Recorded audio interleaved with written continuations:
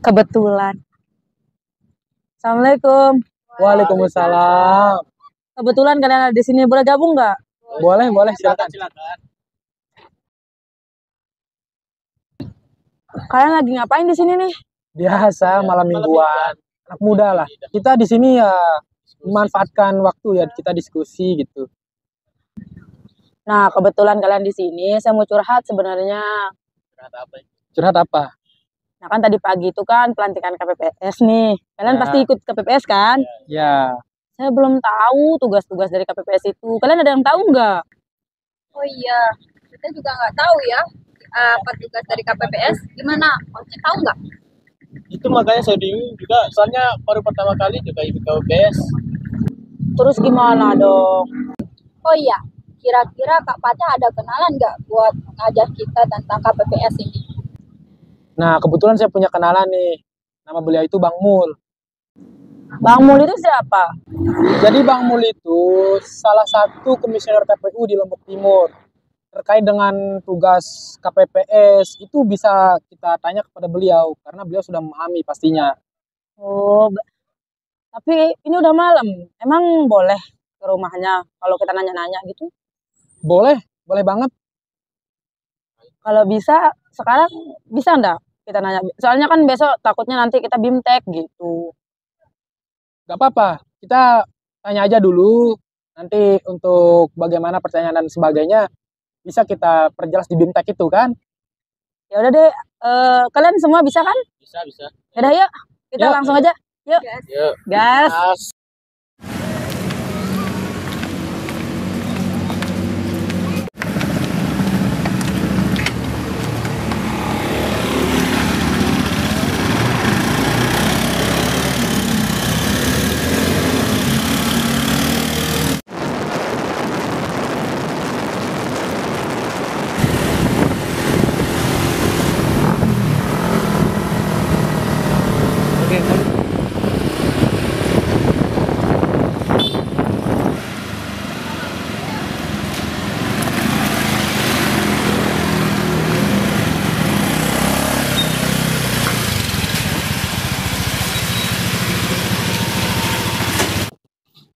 Nah, kita udah sampai nih di rumah Bang Mul. Jadi tanpa menunggu lama-lama langsung aja kita ke atas ya.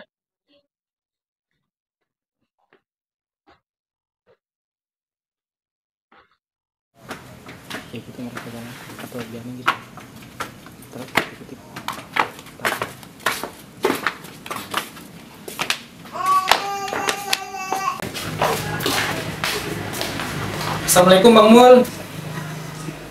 Waalaikumsalam. Silakan duduk, Batik.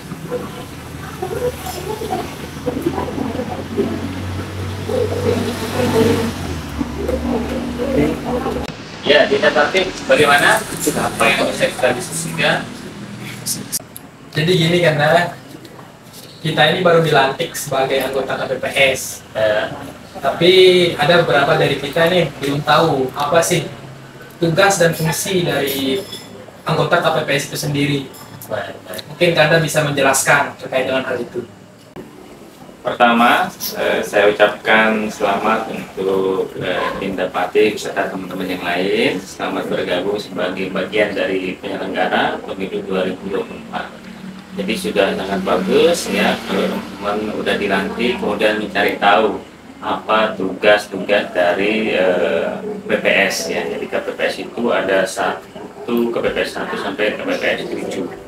Jadi silahkan ya disimak baik-baik penjelasan terkait dengan tugas-tugas KPPS. Dalam keputusan KPU nomor 66 tahun 2024 tentang pedoman teknis pelaksanaan pemungutan dan penghitungan suara dalam pemilihan umum, ini diatur beberapa hal, tapi kita akan membahas fokus pada bab 2 terkait dengan pemungutan suara di TPS, kemudian pada bab 5 terkait dengan penghitungan suara. Kita akan masuk ke bab 2 terkait dengan pemungutan suara di TPS. Pemungutan suara di TPS ini ada kegiatan secara besar, itu ada 2 kegiatan. pertama adalah kegiatan persiapan, yang kedua adalah pelaksanaan pemungutan suara di TPS. Yang pertama adalah kegiatan persiapan. Dalam kegiatan persiapan ini juga dibagi menjadi 5 kegiatan. Pertama adalah pemberitahuan pemungutan suara, yang kedua adalah penyiapan TPS, yang ketiga pengumuman daftar pasangan calon, daftar calon tetap, dan daftar pemilih. Yang keempat, pengecekan perlengkapan pemungutan dan penghitungan suara serta dokumen perlengkapan lainnya. Yang kelima, penyerahan salinan daftar pemilih kepada saksi dan pengawas TPS. Kita akan bahas satu persatu. Yang pertama terkait dengan pemberitahuan pemungutan suara. Ketua KPPS dibantu anggota KPPS mengumumkan hari, tanggal, dan waktu pemungutan suara serta nama TPS kepada pemilih di wilayah kerjanya paling lambat 5 hari sebelum hari dan tanggal pemungutan suara dengan ketentuan. Jadi 5 hari sebelum hari pemungutan suara itu KPPS sudah melakukan pengumuman. Apa yang akan dilakukan terkait dengan pengumuman? Yang pertama adalah pengumuman hari, tanggal, dan waktu pelaksanaan pemungutan suara dan waktu kedatangan pemilih di TPS. Dilakukan berdasarkan tata cara yang lazim digunakan di kelurahan atau desa atau yang disebut dengan nama lain yang bersangkutan. Maksudnya di sini adalah jadi KPPS diberikan ruang ya untuk melakukan metode pengumuman yang lazim yang dilakukan di daerah setempat. Biasa di tempat-tempat kita, apalagi di Lombok Timur, ini di saat pengumuman itu dimanfaatkan corong-corong masjid, corong-corong musola, itu pun bisa dilakukan. Yang kedua, ketua KPPS dibantu anggota KPPS menyampaikan surat pemberitahuan untuk memberikan suara kepada pemilih yang terdaftar dalam DPT di wilayah kerjanya paling lambat 3 hari. Ya, 3 hari sebelum tanggal 14 Februari itu KPPS menyampaikan surat pemberitahuan kepada pemilih dengan format atau formulir model C pemberitahuan. Jadi bisa kita lihat dalam formulir C pemberitahuan seperti ini ya. Ada beberapa item di C pemberitahuan. Kalau kita bisa lihat bersama di sini. Surat pemberitahuan pemungutan suara kepada pemilih. Jadi formatnya sebagaimana yang ada di layar ya. Jadi yang paling pojok kiri atas itu nomor DPT. Kemudian yang harus diisi di sini adalah berupa nama ya. Kemudian NIK-nya, kemudian hari tanggal, kemudian waktu pemungutan suara. Ini otomatis tertulis dari pukul 7 sampai dengan pukul 13. Kemudian saran waktu kehadiran pemilih. Nah, di saran waktu kehadiran pemilih ini bisa berbeda-beda karena ini bisa diisi menjadi 4 zona 4 waktu ya, dengan selisih 1 jam 1 jam. Ini dimaksudkan untuk agar pemilih antriannya tidak terlalu panjang, tidak menumpuk di satu waktu. Kemudian nomor tempat pemungutan suara ini juga diisi, alamat TPS juga diisi. Setelah itu nanti ketua KPPS akan mendatangani. Kemudian yang harus diperhatikan di sini adalah ya, yang menyerahkan itu siapa, tentunya anggota KPPS, yang menerima itu juga siapa, itu juga harus diisi, kemudian nanti akan ditandatangani. Selanjutnya, ketua KPPS dibantu anggota KPPS itu mendokumentasikan penyampaian surat pemberitahuan berupa foto atau video yang disimpan sebagai arsip dan disampaikan kepada PPS bersama dengan rekapitulasi pengembalian formulir model C pemberitahuan. Jadi setiap penyampaian ini harus didokumentasikan oleh teman-teman KPPS. Kemudian sebagaimana yang tadi ya, pengaturan waktu kehadiran pemilih yang terdapat dalam DPT disarankan dibagi menjadi 4 kelompok jadwal kehadiran yang diuraikan sesuai dengan nomor urut dalam formulir model A Kapko daftar pemilih. Di sini pembagiannya ada dari pukul 7 sampai 07.59, kemudian dari jam 8 sampai 8.59, dari jam 9 sampai jam 9.59, sampai jam 10 sampai pukul 10.59. Itu pembagian waktunya. Kemudian apabila pemilih yang terdaftar dalam DPT hadir tidak sesuai dengan jadwal yang disarankan tadi ya, namun hadir dalam rentang waktu dari pukul 7 sampai pukul 13, maka KPPS wajib melayani pemilih tersebut dalam menggunakan hak pilihnya. Jadi waktu yang tadi itu hanya saran kita saja. Tatkala pemilih itu datang tidak sesuai dengan C pemberitahuan tadi, KPPS atau kita tetap wajib untuk melayani pemilih tersebut. Kemudian dalam formulir C pemberitahuan juga itu kita bisa mencantumkan catatan untuk pemilih yang berisi kemudahan bagi penyandang disabilitas dalam memberikan suara di TPS.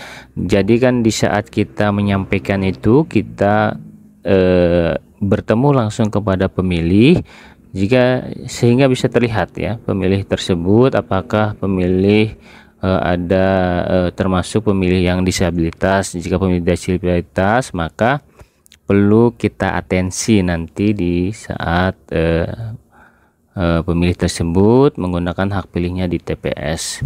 Selanjutnya pemilih menandatangani tanda terima penyerahan formulir C pemberitahuan. Dalam hal pemilih tidak berada di tempat tinggal, anggota KPPS itu menyampaikan formulir model C pemberitahuan kepada orang terpercaya, yaitu keluarga, dan meminta orang tersebut untuk menandatangani tanda terima penyerahan formulir model C pemberitahuan.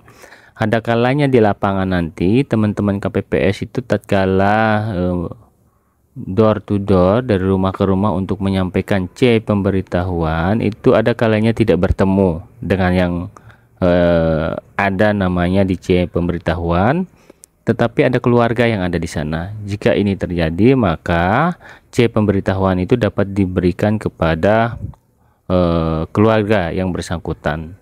Jadi tatkala tidak ditemukan tetapi kita memiliki kontak ya, kita berhasil menemukan kontak pemilih tersebut karena misalnya rumahnya itu kosong sekali tetapi tetangganya memiliki nomornya dan kita pastikan itu adalah nomor yang bersangkutan. Jadi kita bisa memfoto dari C pemberitahuan tersebut kemudian menyampaikannya kepada yang bersangkutan melalui WA tadi ya. Kemudian selanjutnya apabila sampai dengan 3 hari sebelum hari pemungutan suara terdapat pemilih yang belum menerima formulir model C pemberitahuan, pemilih yang bersangkutan dapat meminta kepada KPPS. Jadi bisa jadi tatkala teman-teman KPPS itu nanti keliling dari rumah ke rumah kemudian tidak ditemukan. Selain tidak ditemukan juga kita tidak memiliki nomor kontak yang bersangkutan. Kemudian tentu tidak bisa kita sampaikan, tetapi sebelum paling lambat 1 hari sebelum hari pemungutan suara, yang bersangkutan datang menemui KPPS melapor bahwa yang bersangkutan adalah pemilih dalam DPT KPPS tersebut tapi belum diberikan C pemberitahuan, maka yang bersangkutan dapat meminta kepada KPPS dan KPPS ini harus memberikannya ya, tidak boleh tidak. Kemudian selanjutnya adalah terkait dengan pelaporan formulir model C pemberitahuan yang tidak didistribusikan. Jadi kemungkinan tidak semua C pemberitahuan itu dapat kita distribusikan ya, sehingga KPPS ini wajib menyampaikan wajib melaporkan formulir model C pemberitahuan yang tidak dapat terdistribusi. Jadi ada minimal 5 ya, 5 penyebab kenapa C pemberitahuan itu tidak dapat didistribusikan kepada pemilih. Pertama, karena meninggal dunia. Yang kedua, pindah alamat domisili. Yang ketiga, pindah domisili. Yang keempat, tidak dikenal atau bukan warga setempat dan bahkan tidak pernah tinggal di wilayah tersebut. Yang kelima, tidak berada di tempat dan tidak terdapat keluarga ya atau orang terpercaya yang dapat dititipkan, serta KPPS tidak memiliki kontak personal yang bersangkutan. Maka Ketua KPPS melaporkan rekapitulasi model C pemberitahuan yang tidak terdistribusi kepada PPS. Jadi dengan format sebagaimana berikut ya, kita lihat formatnya. Jadi ini format dari pengembalian surat pemberitahuan pemungutan suara kepada pemilih. Kemudian yang bisa kita isi di sini adalah nomor TPS, kemudian desa, kemudian kecamatan, kemudian kabupaten, kemudian provinsi. Kemudian kita buat rincian penyebabnya apa, yang meninggal dunia berapa jumlahnya, pindah alamat berapa jumlahnya, pindah memilih berapa jumlahnya, tidak dikenal berapa jumlahnya, tidak berada di tempat itu berapa jumlahnya. Kemudian ini ditandatangani ya oleh KPPS, kemudian nanti akan ditandatangani juga oleh PPS yang sebagai penerima.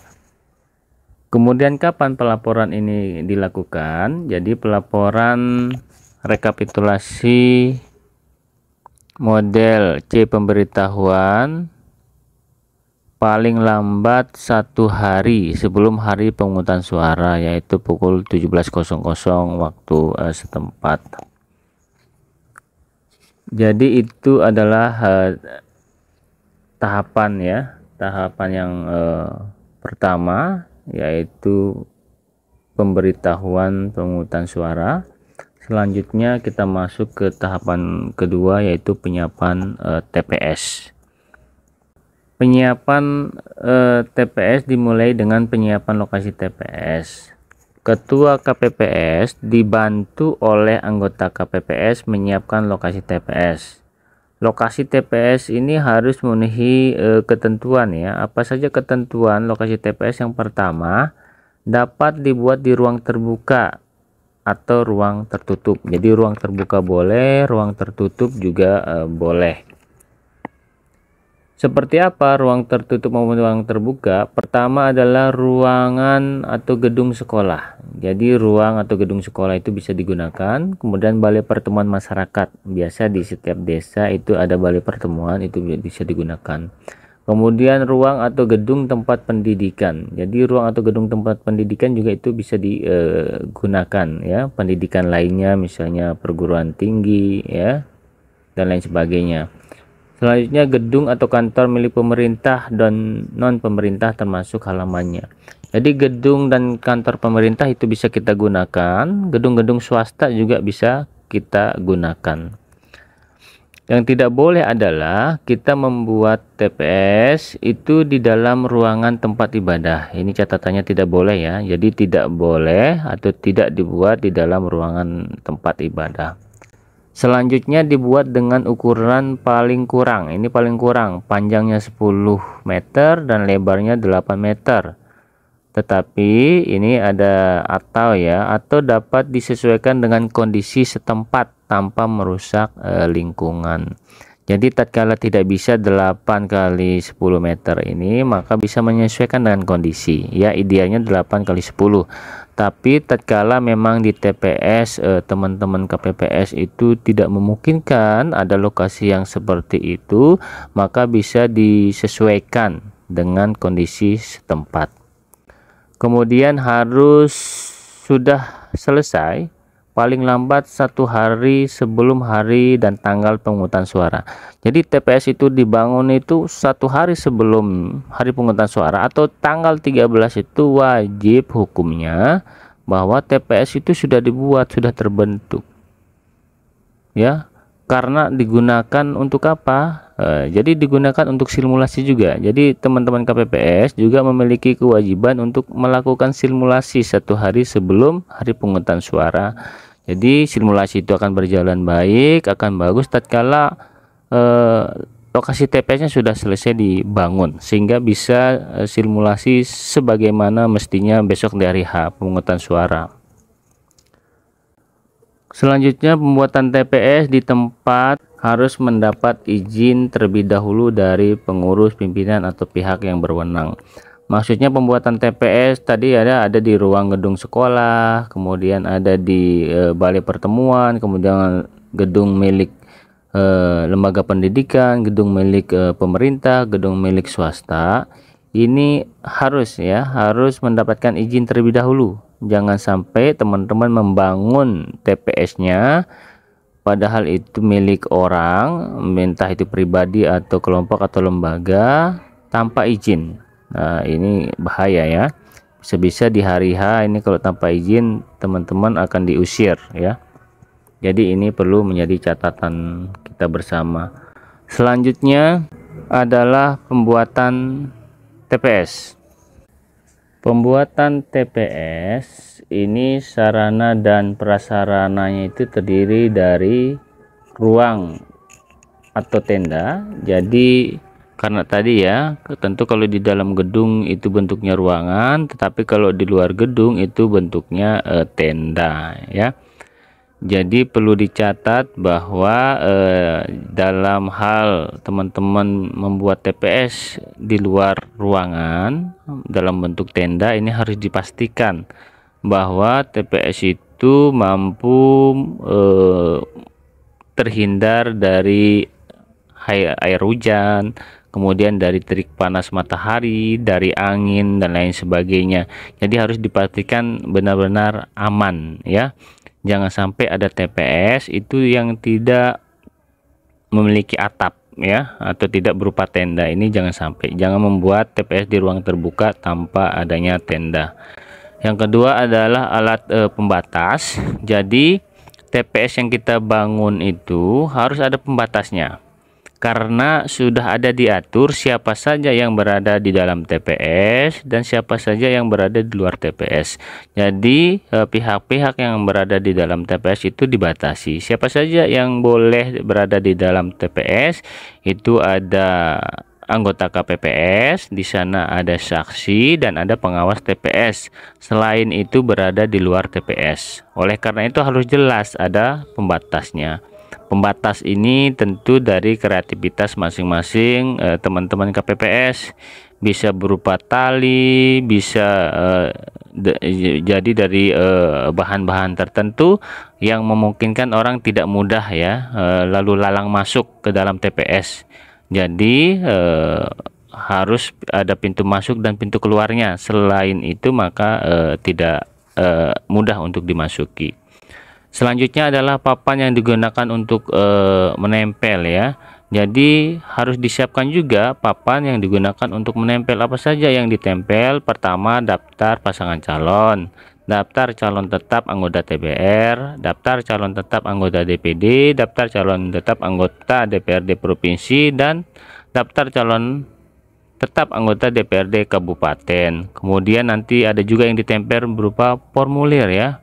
Formulir C hasil setelah selesai penghitungan suara itu juga harus ditempel, baik C hasil presiden, C hasil DPR, C hasil DPD, C hasil DPRD provinsi dan DPRD kabupaten. Kemudian papan ini juga akan digunakan untuk pengumuman hasil penghitungan suara ya di TPS.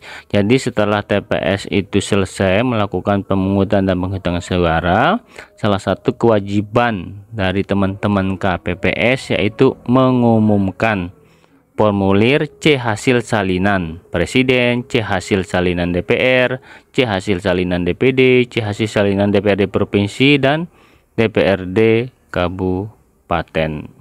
Selanjutnya tempat duduk dan meja ketua dan anggota KPPS ini harus ada ya. karena kegiatannya itu makan waktu lama, maka harus ada tempat duduk dan meja ketua dan anggota KPPS.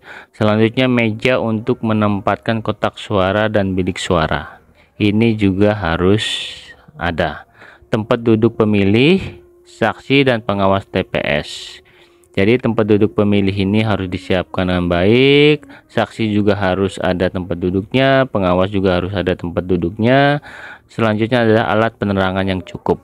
Jadi alat penerangan yang cukup ini perlu atensi kita juga ya teman-teman. Jadi sangat mungkin bahwa penghitungan suara itu tidak selesai sampai dengan jam 6 sore, bisa jadi melebihi.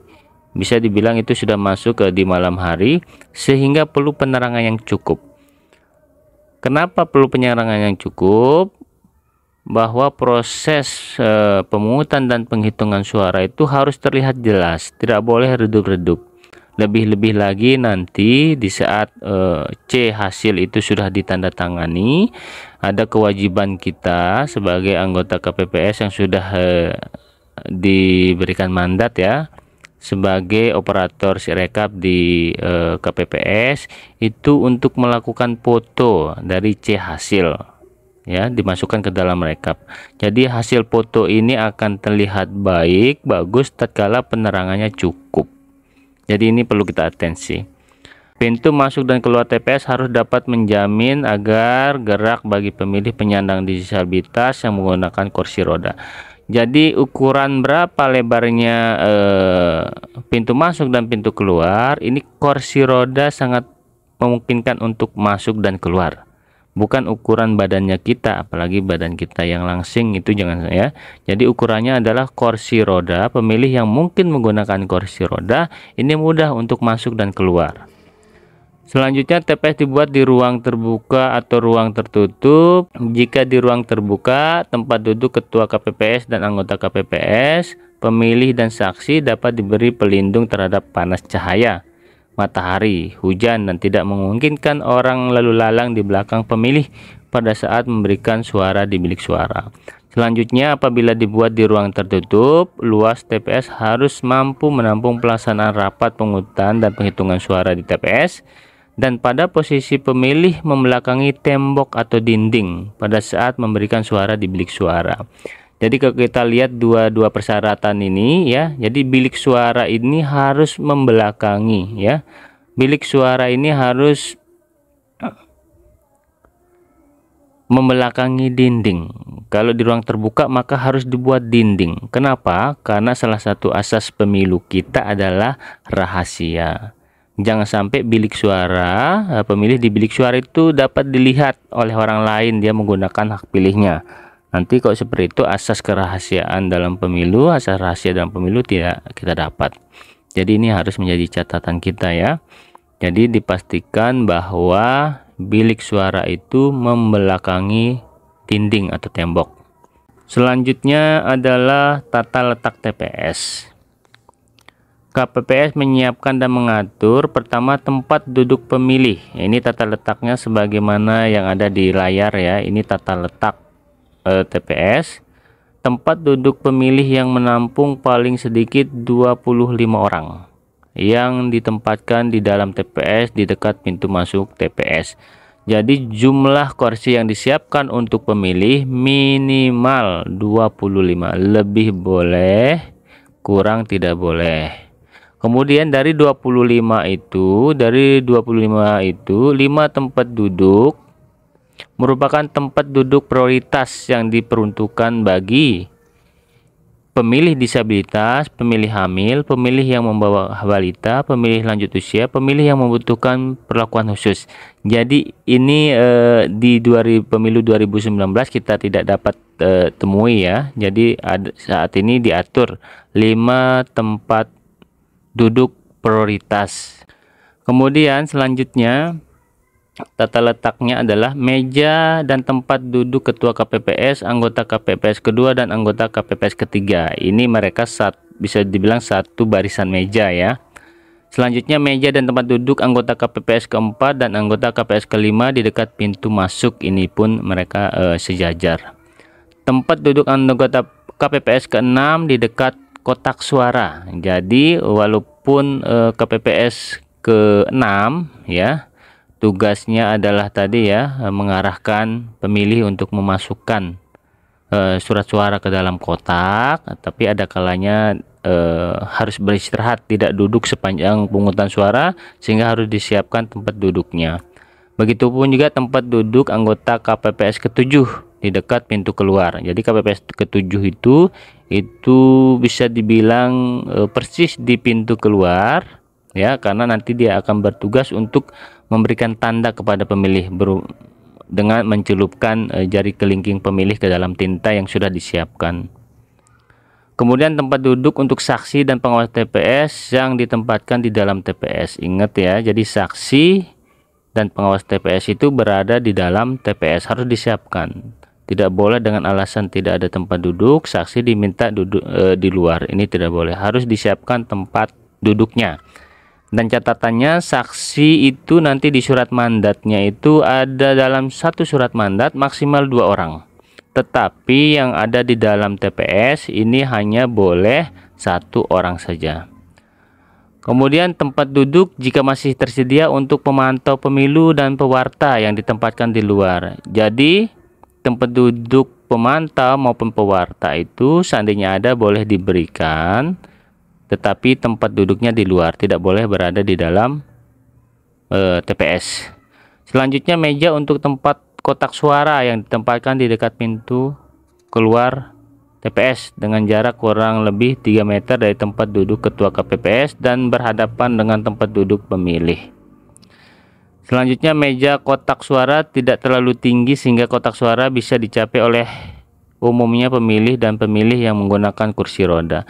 Jadi meja kotak suara ini kan pada dasarnya surat suara itu dimasukkan secara mandiri oleh pemilih kita. Jadi standar tingginya itu dari mana? Kita bisa lihat dari pengguna kursi roda. Tinggi kursi roda itu kalau pemilihnya duduk di kursi roda itu mampu tidak memasukkan surat suara secara mandiri. Itu ukuran tingginya ya. Kemudian begitu juga dengan bilik suara yang ditempatkan berhadapan dengan tempat duduk ketua KPPS dan saksi, dengan ketentuan jarak antara bilik suara dengan batas lebar TPS paling sedikit 1 meter. Kemudian meja tempat bilik suara yang memiliki kolom sehingga memungkinkan pemilih berkursi roda dapat melakukan pemberian suara dengan mudah. Maksudnya mejanya ini harus punya kolong, karena biasa bagian kakinya akan masuk ke kolong meja.